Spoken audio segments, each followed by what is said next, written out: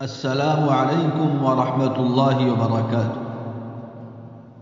معزز سامعین کرام، اسعدی چینل میں آپ کا استقبال ہے۔ اسعدکم اللہ فی الدنیا والآخرہ۔ رشک کرتا ہے فلک ایسی زمیں پر اسعد، جس پہ دو چار گھڑی ذکر خدا ہوتا ہے۔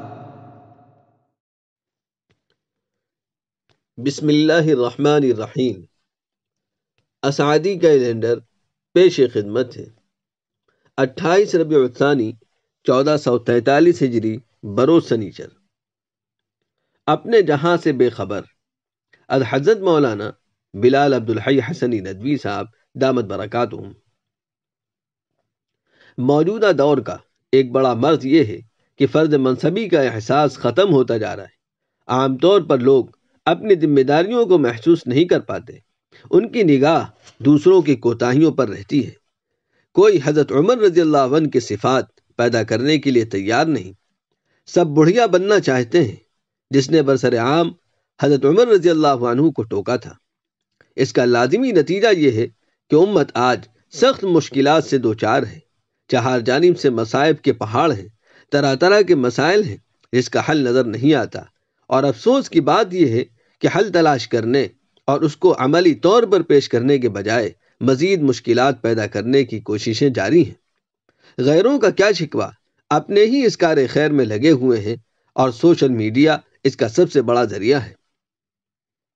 یہ صورتحال مسلمانوں کے لیے بڑی تشویشناک ہے، اور تاریخ بتاتی ہے کہ بنیادی طور پر مسلمانوں کو ہمیشہ اپنوں ہی سے نقصان پہنچا ہے۔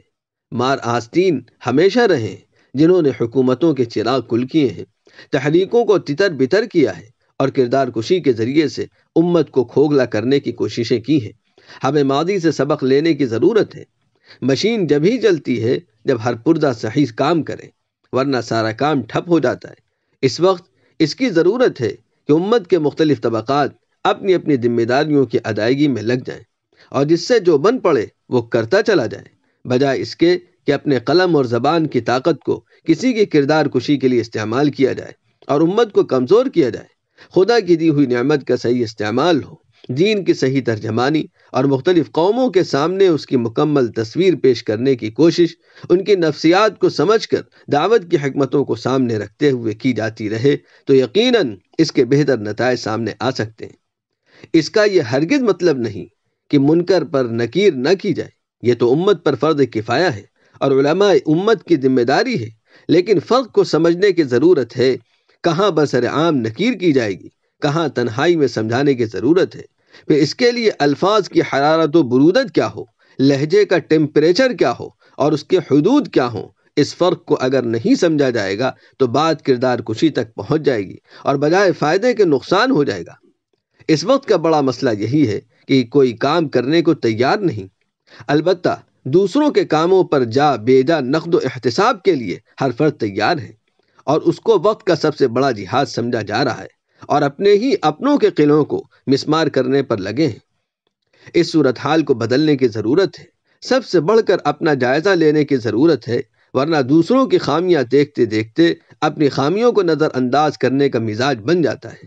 مثل مشہور ہے کہ دوسروں کی آنکھ کا تنکا دیکھنے والے کو اپنی آنکھ کا شہتیر بھی نظر نہیں آتا۔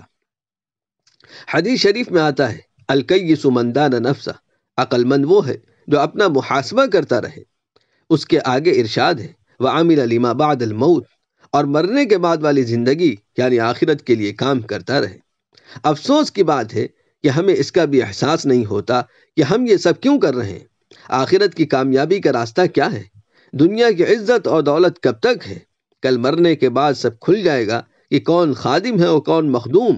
دنیا کی عزت اور عیش و آرام کی حقیقت کیا ہے، اور یہ سب کتنے دنوں کے لیے؟ ہم سب کو اپنا جائزہ لینا چاہیے، اپنی ذمہ داریوں کو سمجھنا چاہیے، اور پھر امت کی فلاح و بہبود کے لیے اللہ کی رضا کی خاطر جو بن پڑے وہ کر گزرنا چاہیے۔ یہ مزاج اگر ہمارا بن گیا تو مصائب کے پہاڑ پگھلتے چلے جائیں گے، راستے کھلتے چلے جائیں گے، اور منزلیں آسان ہوتی جائیں گی۔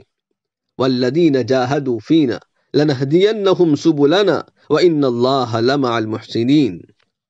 والسلام علیکم ورحمۃ اللہ وبرکاتہ۔